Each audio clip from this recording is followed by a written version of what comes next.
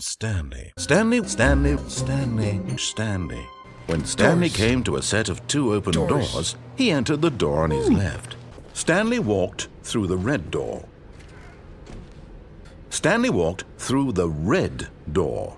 Stanley walked through the red door. When Stanley came to a set of 2 open doors, he entered the door on his left. Broom closet. Stanley stepped into the broom closet, but there was nothing here, so he turned around and got back on track. There was nothing here. No choice to make, no path to follow, just an empty broom closet. No reason to still be here. It was baffling that Stanley was still just sitting in the broom closet. Yes. He wasn't even doing anything. Yes, I am. At least if there was something to interact with, he'd be justified in some way. As it is, he's literally just standing there doing sweet FA. I like to crouch in the broom closet. Are you really still in the broom closet? Yes. Standing around doing nothing? Mm-hmm. Why? Please offer me some explanation here. I'm genuinely confused. It's a dance party. You do realize there's no choice or anything in here, right?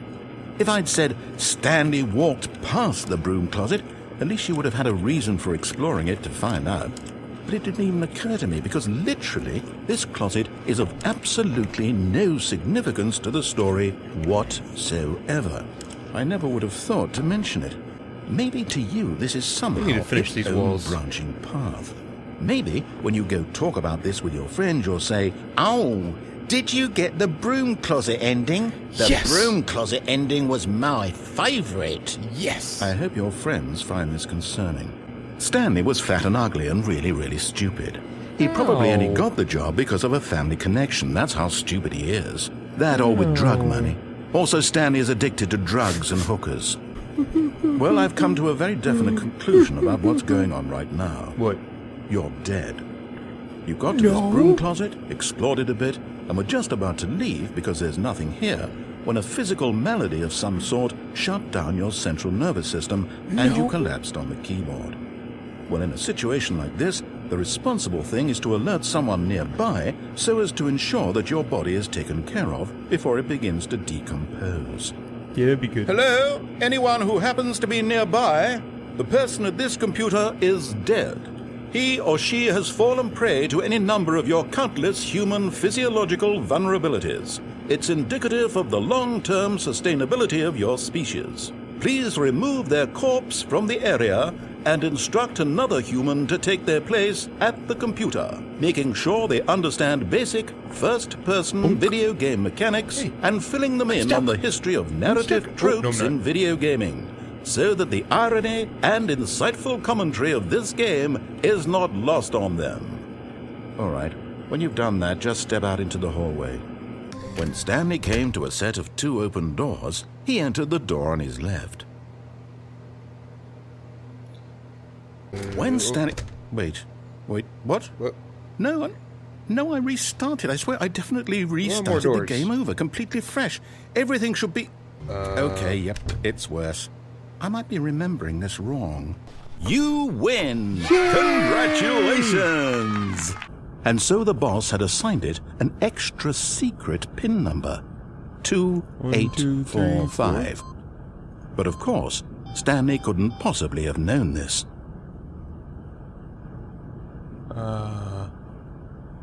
I was pushing buttons and I didn't hear him. 1, 2... Stanley simply began entering random codes into the keypad, knowing full well the sheer statistical unlikelihood that this would ever result in a correct combination. If he knew that the combo was 2845, it would be another story entirely. But no. Yet incredibly, by simply pushing random buttons on the keypad, Stanley happened to input the correct code by sheer luck. This might hurt. Yep, that hurt. You know what? I think what we need right now is a bit of music to lighten the mood. Hey!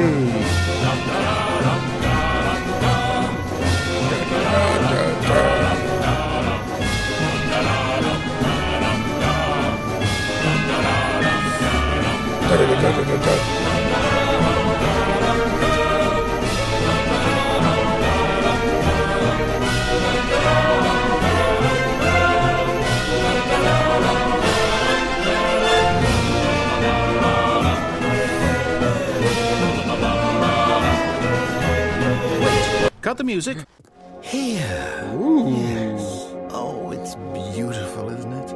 If we just stay right here, right in this moment with this place, Stanley, I think I feel happy. I actually feel happy. Ooh. Okay, well, that's it. Where's she going? Stores. Space. The final frontier. Woo! Where's she going?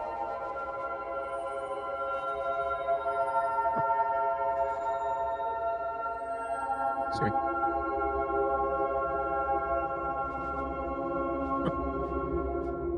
Wow. It's pretty as I built here. But I'm not progressing the story anymore. So I got two sitting in the back. So pretty. But gotta do something. Stepping into his manager's office, Stanley was once again stunned to discover not an indication of any human life. Shocked, unraveled, Stanley wondered in disbelief who orchestrated this. What dark secret was being held from him? Tell me the What code. he could not have known was that the keypad behind the boss's desk guarded the terrible truth that his boss had been keeping from him. And so the boss had assigned it an extra secret PIN number, 2845. But of course, Stanley couldn't possibly have known this. Yet incredibly, by simply pushing random buttons on the keypad, Stanley happened to input the correct code by sheer luck. Go. Amazing. Take a look at the clock, Stanley. That's 30 seconds you have left to struggle. 30 seconds until a big boom and then nothing. No ending here, just you being blown to pieces. Will you cling desperately to your frail life, or will you let it go peacefully? Another choice. Make it count, or don't. It's all the same to me, all a part of the joke. And believe me, I will be laughing at every second of your inevitable life from the moment we fade in until the moment I say, happily ever up. No. Choice. It's the best part of being a real person. But if used incorrectly, can also be the most dangerous. For example, in this scenario, a hypothetical real person named Stephen has a choice. He could spend years helping improve the quality of life for citizens of impoverished third world nations. Or he could systematically set fire to every orphan living in a 30-kilometer radius of his house. Which choice would you make? Remember that unlike here, the real world makes sense, and at no time should you make a choice that does not conform to rational logic. If you find yourself speaking with a person who does not make sense, in all likelihood, that person is not real. Allow the person to finish their thought, then provide an excuse why you cannot continue talking. Turn to a partner and practice saying, "My goodness, is it 4:30? I'm supposed to be having a back, sack, and crack."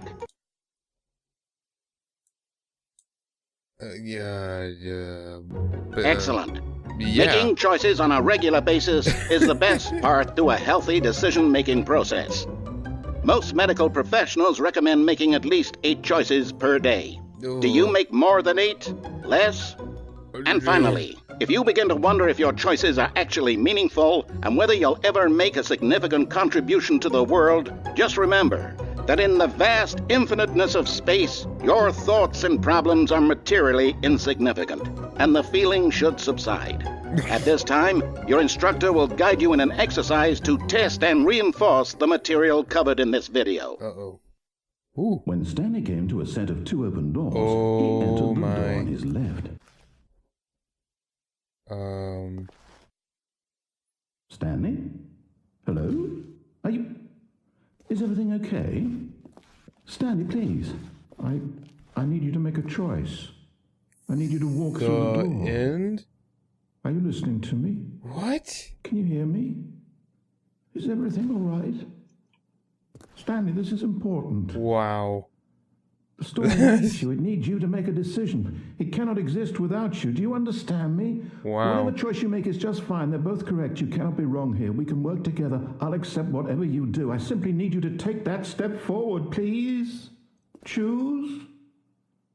Do something. Anything. This is more important than you can ever know. I need this. The story needs it. Wow. So, You hear me? Are you there? Are you listening to this? Stanley, are you there? Okay.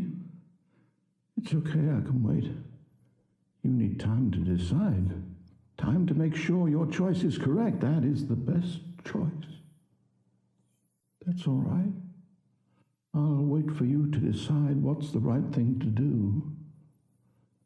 Take as much time as you need. Now he's making me feel bad. I guess that was the ending one. Stepping into his manager's office, Stanley was once again stunned to discover not an indication of any human life. What could it mean? Stanley wondered aloud to nobody. He began wildly tearing through papers on the boss's desk, pulling books off the shelf, looking behind paintings, desperate for clues to his situation. But his attention was caught by a keypad behind the boss's desk. What could its purpose be? In fact, this keypad guarded the terrible secret that lay buried below his feet. And so the boss had assigned it an extra secret PIN number, 2845. But of course, Stanley couldn't possibly. Yet incredibly, by simply pushing random buttons on the keypad, Stanley happened to input the correct code by sheer luck. Amazing. There once was a man named Stanley. Stanley. People considered so manly. That's right. But the truth must be told, he was not very old and was quite particularly gangly. What Stanley liked most was buttons. He pushed them like some kind of glutton. He did it all day in a meaningful way, but his brain had long ceased to function. Yes. Which is why he is in this parable and lives an existence quite terrible. And if you are not strong and keep playing along, you too will become quite unbearable. You too will become quite unbearable. So pretty.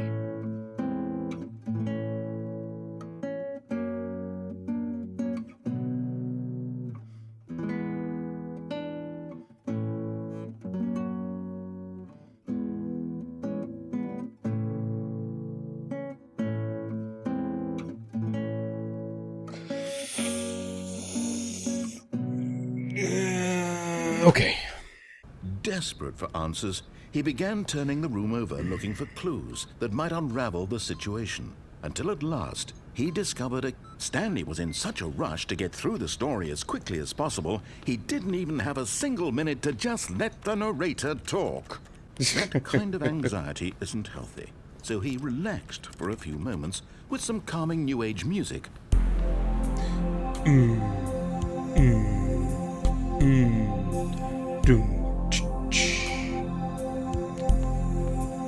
Hang on. Feeling soothed and rejuvenated, Stanley calmly walked forward into the opened passageway. I'm not your enemy, but in his eagerness to prove that he is in control of the story and no one gets to tell him what to do, Stanley leapt from the platform and plunged to his death. Good job, Stanley. Yes!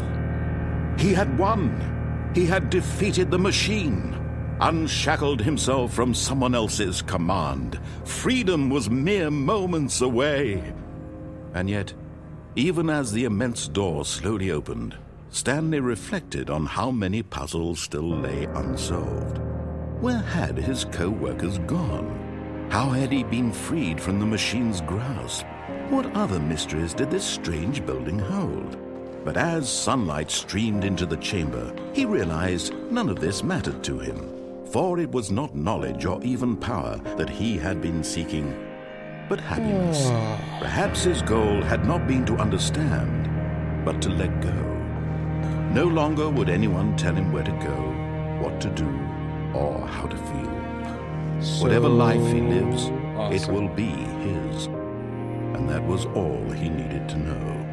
It was perhaps the only thing worth knowing. Stanley stepped through the open door. So Purdy.